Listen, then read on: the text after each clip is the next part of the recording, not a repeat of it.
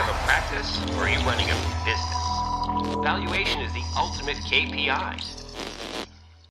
Hey there, welcome to another episode of the Modern Financial Advisor Podcast, brought to you by Truelytics, the wealth management industry's only comprehensive advisor transition management platform designed to empower individual advisors and the broker-dealers and RIAs that serve them to seamlessly navigate the entire advisor career lifecycle. My name is Mike Langford, and I'm the host of the Modern Financial Advisor Podcast. And this week on the show, I'm joined by Brad and Brennen Bergdahl of Premier Wealth Management Group to discuss how implementing a succession plan has transformed their business. Now, this is a father and son duo, and you're going to hear some really interesting stories about the origin story of the business and how Brad grew it over the years and had to make some really important kind of business survival decisions, frankly, along the way to get Premier Wealth to where it is today. And then what happened when his son, Brennen, joined the team and started growing the business. And the two of them had to look each other in the eye and make some decisions about the future of the business, about making sure that the business continued to thrive and serve its clients appropriately. And what would that mean for Brennen and for, frankly, growing the business and adding other advisors in the future? So it's really, really interesting. I love the conversation the three of us had. Very thoughtful gentlemen, really smart guys about growing the business as well. And, one of the things you'll hear in this episode that I think is important to take away and really think about when you're considering succession planning for your business is that many of us, and I think myself included, when you think about succession planning for your business and transitioning out of the business someday, it kind of feels like you're planning for an eventual funeral, right? That hey, I'm going to be exiting the business at the end of my career, kind of that mindset. But Brad and his son Brennen discovered that the process allowed them to focus on what's really important to the business, both currently and for its long-term growth prospects, that making sure they had everything in place was really going to allow the business to thrive now and continue to be viable and grow many, many years in the future. So really exciting stuff. I don't want to ruin the surprise. You're going to really enjoy it. As always, make sure you do send in your questions and thoughts for guests to appear on the show. Send that into mike@truelytics.com or podcast@truelytics.com. Make sure it gets to me and we go through that. Love to hear those suggestions. You can also swing by the website, truelytics.com, or on socials. We're Truelytics everywhere on social, LinkedIn, Facebook, Twitter, and YouTube. So love to hear from you in those places. And lastly, of course, please do like and subscribe to the podcast on Apple Podcasts, Google Play, Spotify, Stitcher, wherever you get your podcast jam on, because we want to make sure other people can discover the show as well. Okay? Well, without any further yammering from me, why don't you go ahead and grab a beverage, sit down, pop your earbuds in, and let's get it on. Here's Brad and Brennen. Brad and Brennen, I am so excited to have you on the show. I really do appreciate you making the time. So thanks. Welcome. Thank you. Thank you. It's great to be here. Great to have you. So I thought we'd kick off because it's such an interesting story. We had spent some time during the prep call talking about your journey to Premier Wealth Management. And Brad, I wonder if you kind of give us that overview, because I think it's one of those things where every advisor has a different journey, but over time there will be some common challenges. An individual advisor will find him or herself in, and then as it grows into a team, that team will have some challenges. And it sounds like you had some, based on what you shared with me in the prep call, some really interesting challenges along the way and turning points along the way, which made you rethink the business and so forth. So I thought maybe you might want to be willing to share those.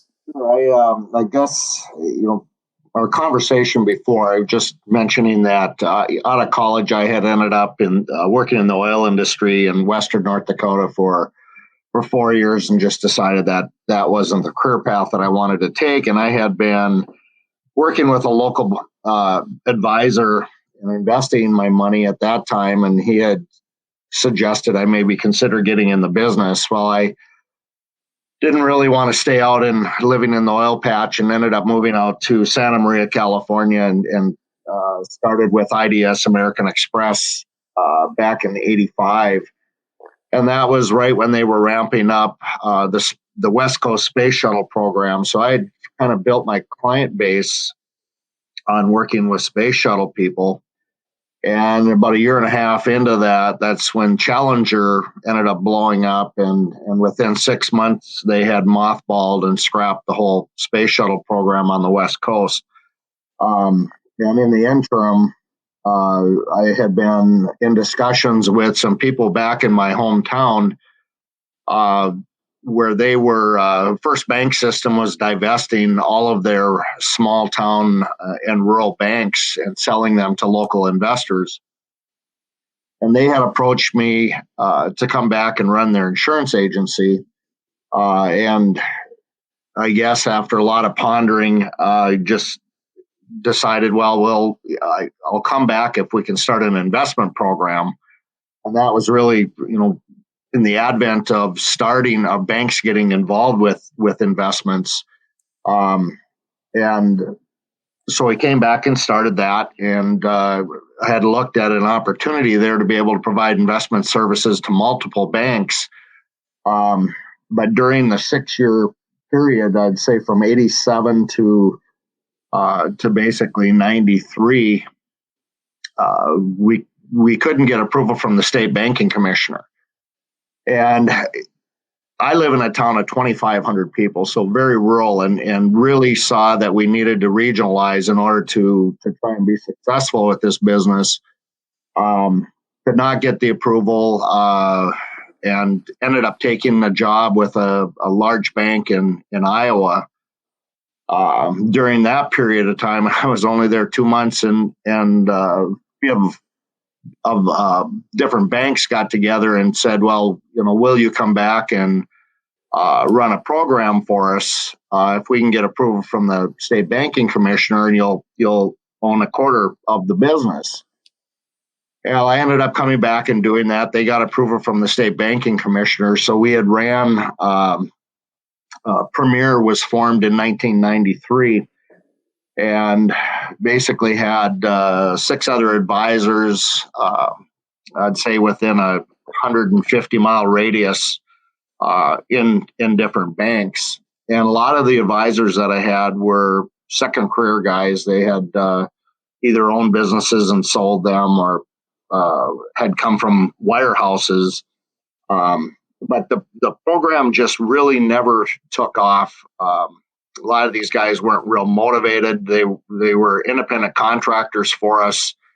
And the big issue was trying to come up with a buy-sell. I had a board of directors that was comprised of the bank presidents of the 3 banks and a director from each of those banks.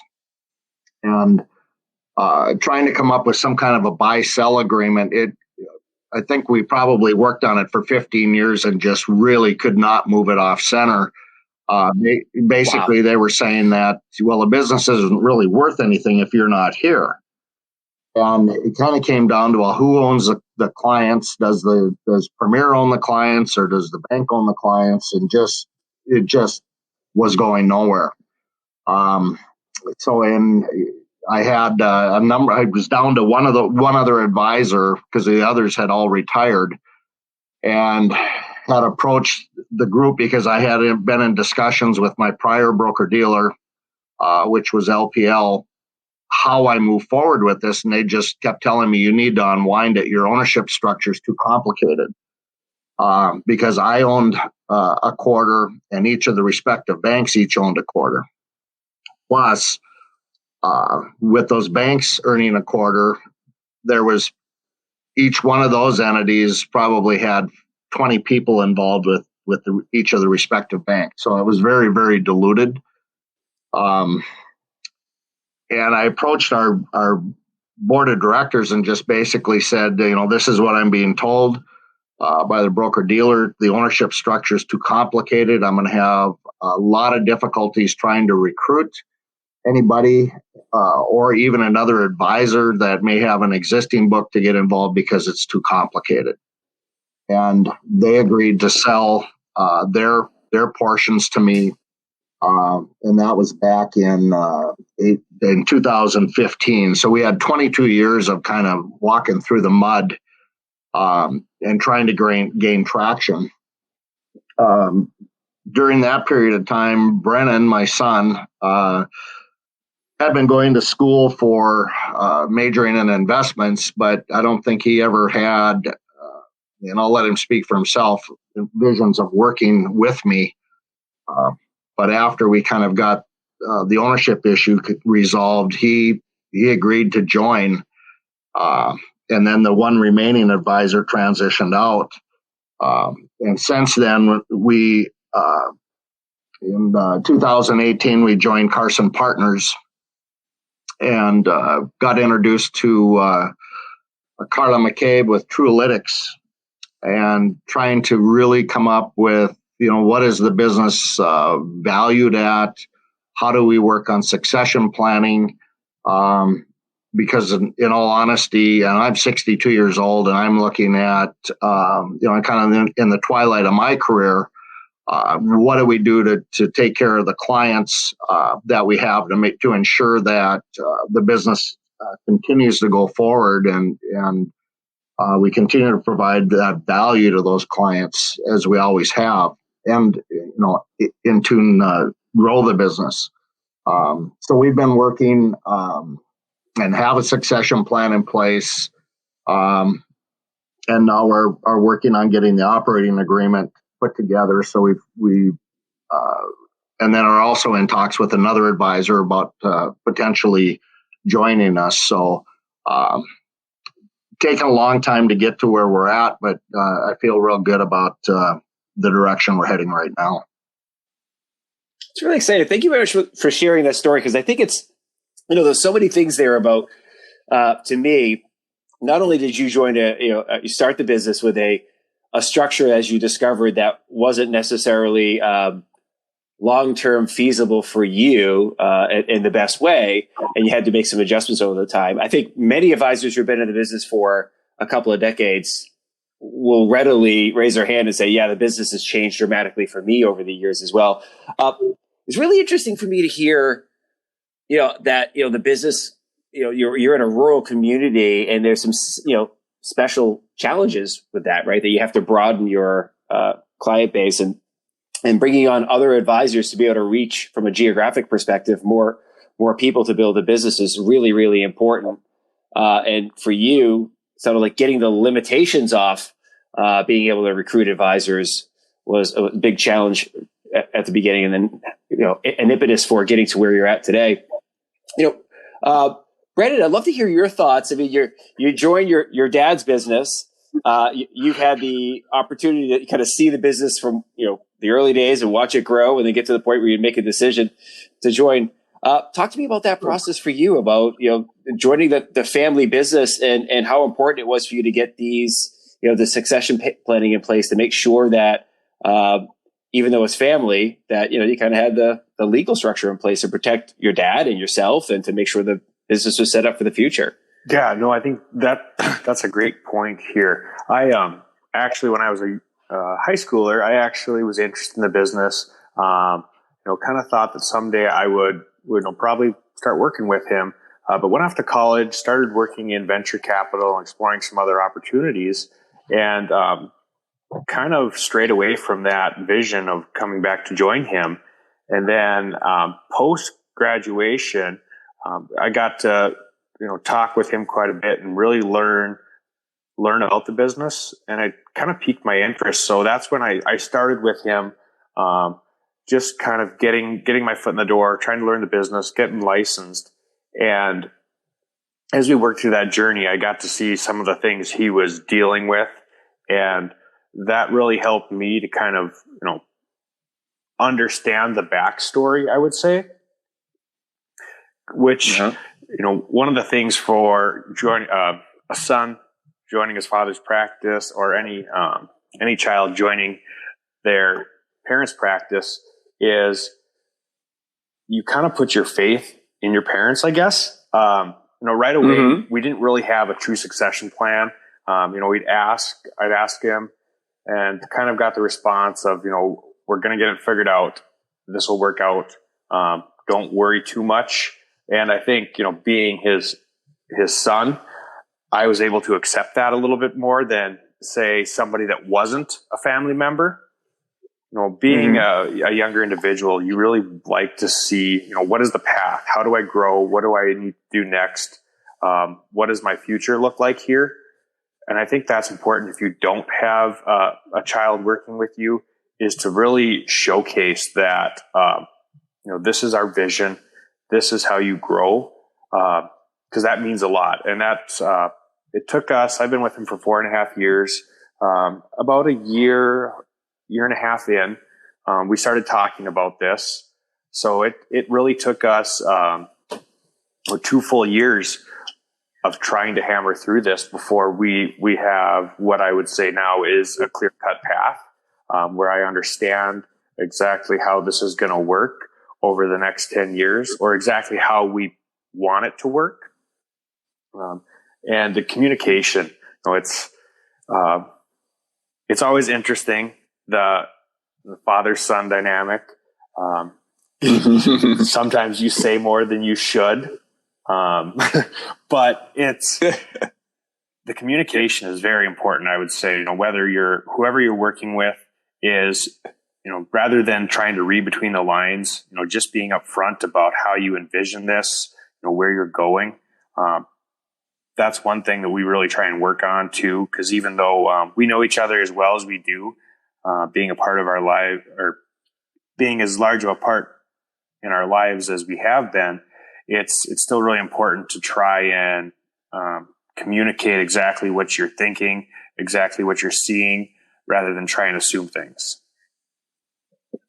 There's a couple of interesting dynamics here that I wonder if you guys might be willing to share. You both, Brad and Brendan, both of you mentioned talking about looking to the future and the succession planning being important for the future, restructuring the business being important for the future.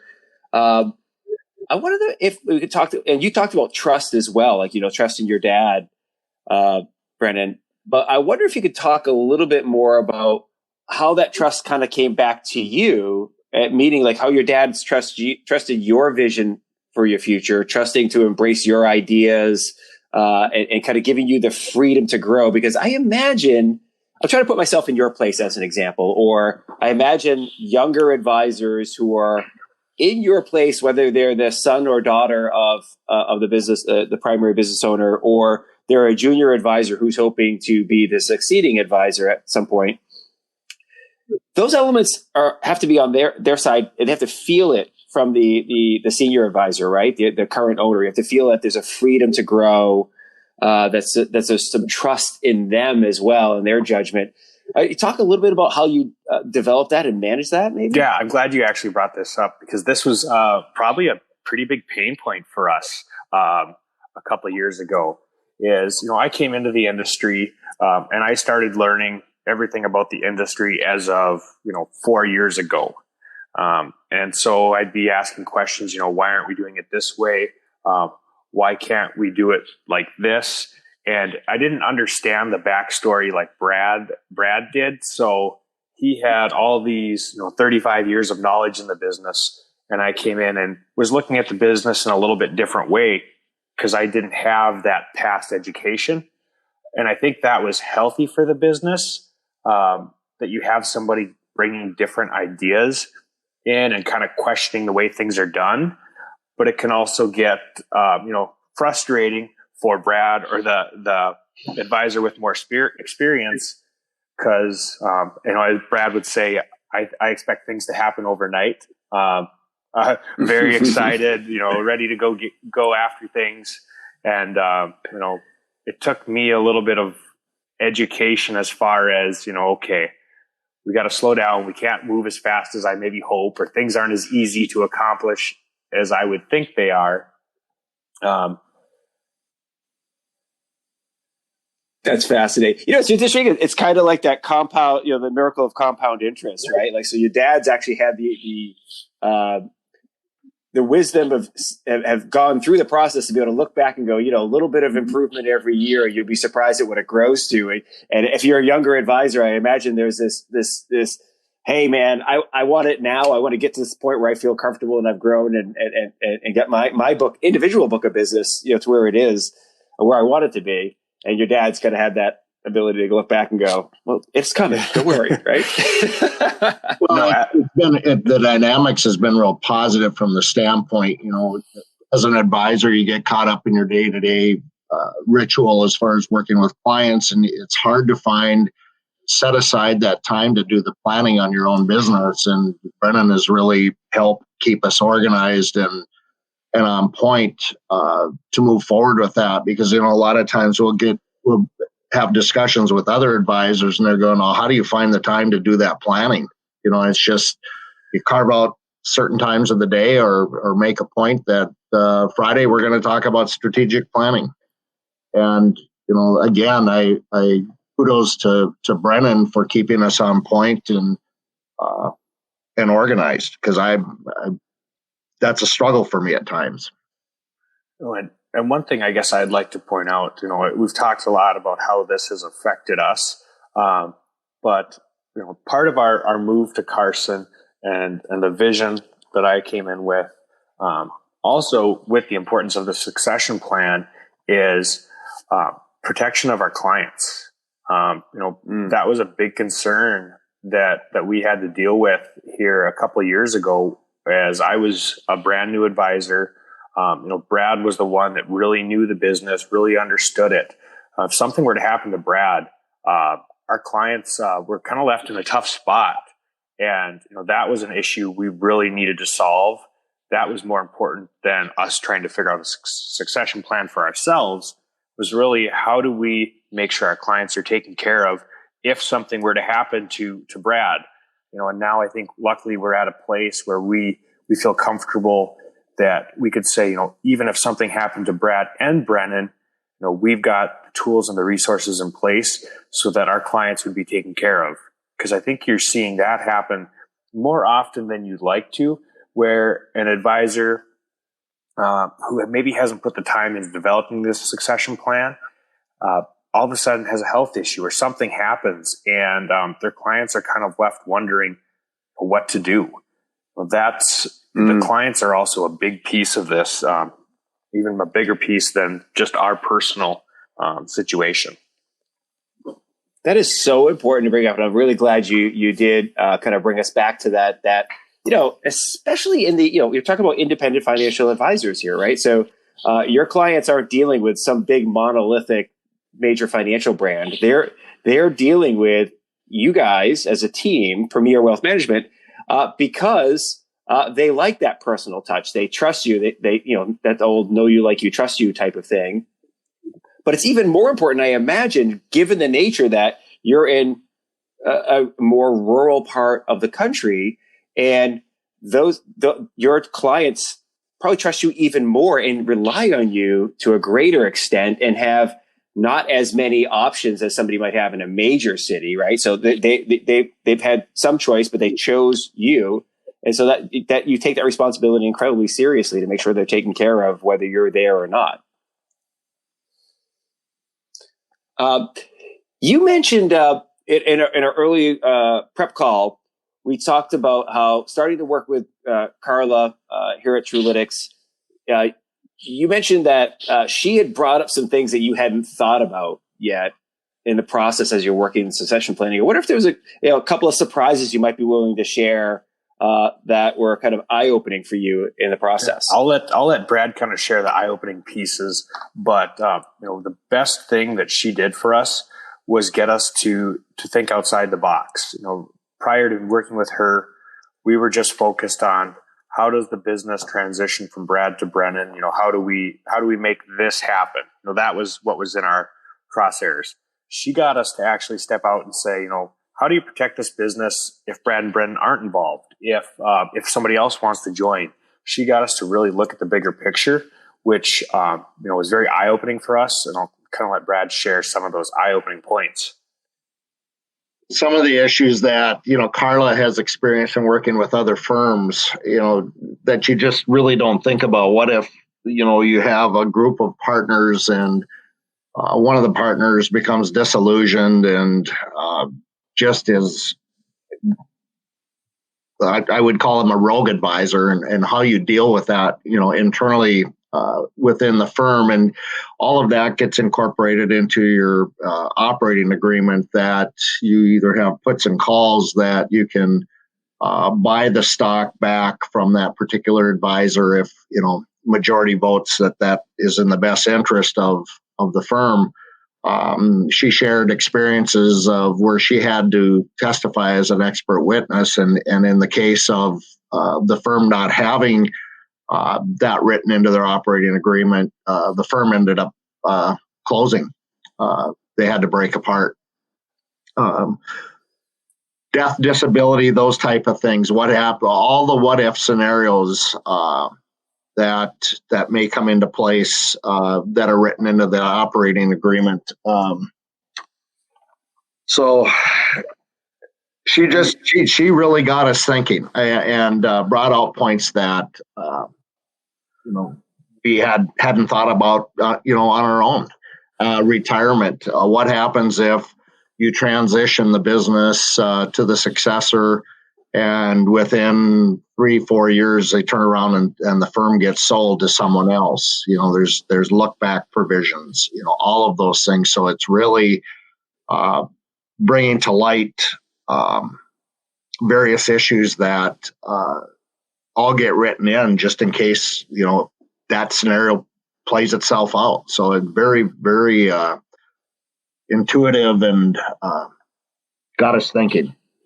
The other thing that she really pushed, and we weren't thinking about at the time, was we were thinking about Brad and Brennen.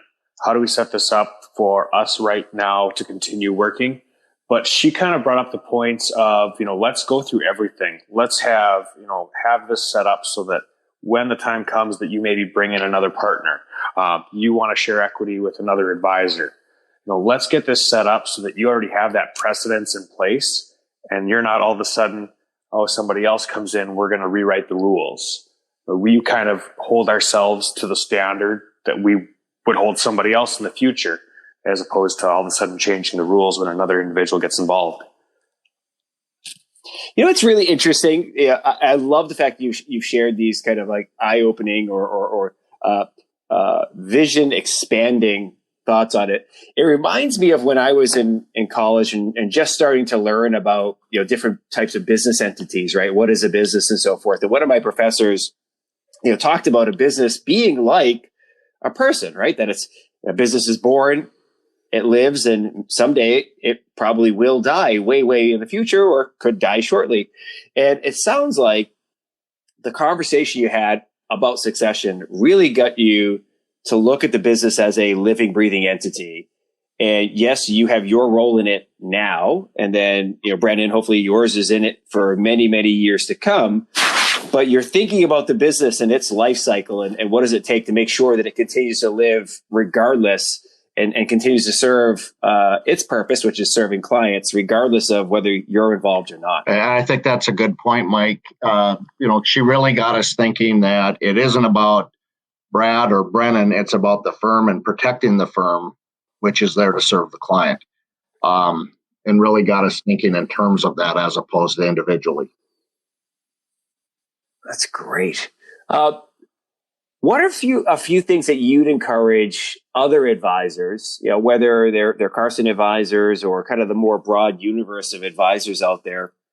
What are some things you'd urge them to consider as they approach succession planning? I mean, I know every advisor's situation is different, kind of like we would say if we were talking about financial planning stuff. Listen, everybody's situation is different. We get it.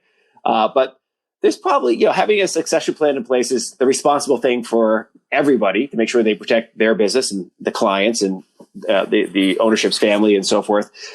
So for those who are listening, maybe, thinking about starting to create this thing, or maybe they've been dragging their feet, what kind of guidance might you offer for them, as they approach the process? I think you need to tap your resources. Those people out there, whether it's the the Carlas of the world, or somebody to really help you be that intermediary.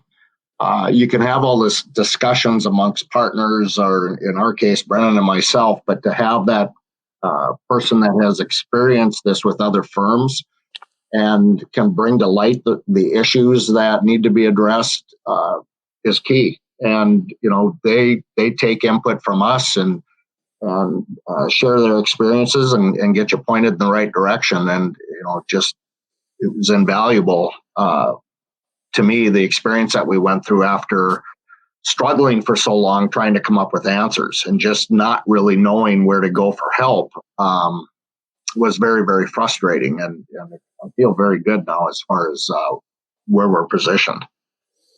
And I would say, the expression, you don't know what you don't know, is perfect in this situation. I mean, there were so many things that we didn't even realize, were part of this succession planning. And, you can find a million reasons to kick the can down the road. Not enough time, it costs money, don't know where to start.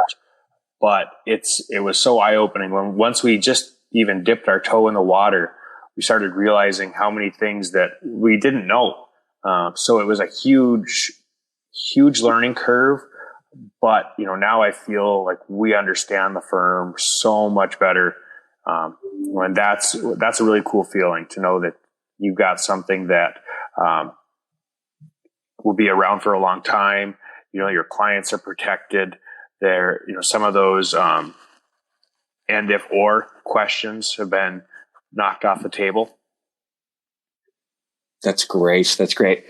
Okay, so bonus question. This is always the hard one. What are some of the most painful or challenging things that you experienced in the process, and how might you make it easier if you had to do it over again, right? So I'm sure there were some painful parts of the succession planning process, but if you had to do it over again, what might you do? Go ahead, Brennen. Okay.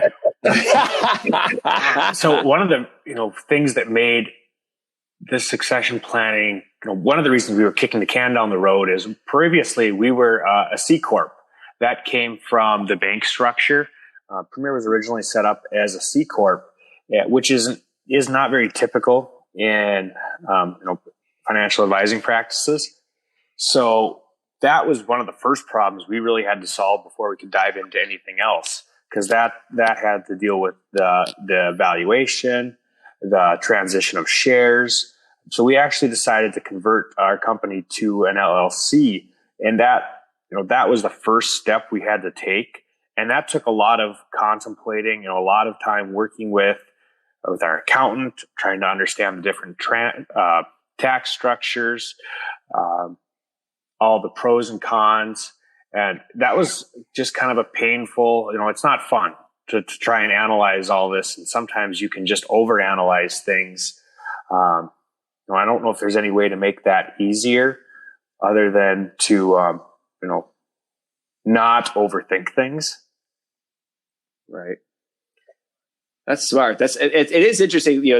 There's got to be some pain points no matter what. But yeah, having the wrong business structure or the business structure that's not the end goal in place already, that's going to force some heavy lifting. For sure. The other thing that unfortunately, this was not a huge pain point for us. Being a father-son, I think we understood each other pretty well. But Carla, she had to pose a lot of uncomfortable questions, talking about death of Brad, disability of Brad, Brad's retirement, death of Brennen. What if Brennen dies in 2 years as Brad's transitioned some of the business to him?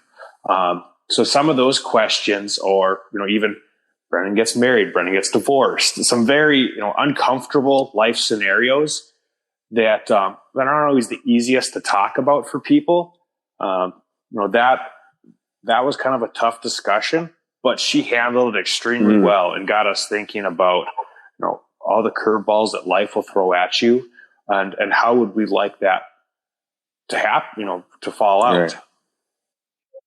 It's funny you say that. I'm really glad you brought that up, because I think we did talk about that on the prep call. But it's like what you had to go through there was making yourself vulnerable and open to tough conversations in the same way that you as an advisor ask your clients to be and do, right? Like many of the conversations I'm sure you have with your clients, especially when you're bringing them on board, it's the first time they've ever talked about what happens if one of us dies, what happens if one of us loses our job, and what are your goals for the kids' college? Do you want them to go to a state school? Do you want them to go to a private school? Yada, yada, all that type of stuff. Very often it's the first time they're having these conversations, and you're kind of part, marriage counselor as much as you are, right? Planning and advice. Being willing as an advisor to put yourself in that same chair, if you will, during the process, I think is so important. It sounds like the two of you, well, I'm sure there's a lot of uncomfortable moments, did a great job. And I think that's a good point, because going through the experience ourselves, you can have some empathy with our discussions that we have with clients, and hopefully, they're willing and able to share that information with us. But it is, at times, it gets to be a little bit uncomfortable. You even have those clients that come in, whether they're getting enrolled in their 401k plan, and they tell you, or will open up and say, I've dreaded coming in here because I know nothing about this, and they're intimidated. But, at the end of the 15, 20-minute session, they're saying, that wasn't so bad. That's right. Yeah. And they're happy they did it. And that sounds like you guys are as well. So in wrapping up here, I know some folks are probably going to want to reach out to you at some point in time. It may be some peer advisors. It may be advisors that would love to join a firm that's put together, or frankly, it could be clients or what have you. Some people are going to want to follow up. So, what's the best way for people to reach out to you guys? Yeah, if you have questions for me at all, the best email for me is Brennen, BRENNEN at premierwmg.com. Well, my email is brad@premierwmg.com. Okay. That would probably be the best way. So we got the website there, is premierwmg.com. And are you both on LinkedIn, social? Yes. As well? Perfect. Okay, great. So I'll put the links to your contact information in the show notes. Make sure everybody has the opportunity to reach out to you if they want to. Well, I really do appreciate both of you taking the time today. I'm sure our listeners do as well. Hope you have a great day, and we'll look forward to having you on maybe sometime in the future as well. Okay. Thanks, Mike. Thanks, guys. All right. As always, thank you very much for taking the time to listen to the Modern Financial Advisor podcast. It means a lot, and I really do hope you're getting a lot of value out of the show. I know I did in listening to Brad and Brennen share their story, because I don't think it's unique. I mean, I know there's some unique facets to their business. I mean, the fact that it's a father and son team, the fact that where they're located, in the somewhat rural nature of their business, and kind of, a little bit different than many of us who are in relatively large cities. But there's a lot of commonality in terms of thinking about your business and what it means to ensure that the business lives on beyond the current ownership group. And some of these conversations, as you heard us talk about, really mirror in many ways the conversations that you're having with your clients. And sometimes those conversations are uncomfortable and make us uneasy, because we have to think about our own mortality. Maybe we have to think about somebody else's needs beyond our own. And we have to think through a lot of what if scenarios, as you heard the guys talk about there. So I'm really proud of them, really excited for them. The fact that they actually went through the process, and they seem to have a lot more confidence about the business now and in the future than they did before they went into the process. That this actually became a confidence booster, if you will. And I know they credited working with Carla here at Trulytics a few different times for that. But I think a lot of the credit also goes to the two of them for taking the process seriously and really looking themselves in the mirror and asking themselves some hard questions and hitting them head on. So thank you, gentlemen. Really appreciate you sharing your story. If you have other suggestions for people you'd like to be on the show, if you happen to be one of them, if you have a story of your own you'd like to tell about succession or acquiring another business or selling your business or anything that's going on is advisor transition management related. Love to hear from you. So make sure you do reach out via mike@truelytics.com or podcast@truelytics.com, or swing by the website and use that little contact us form and let us know about it. Okay. Hope you're having a great day, and we will talk to you next time on the Modern Financial Advisor Podcast. See ya. Bye.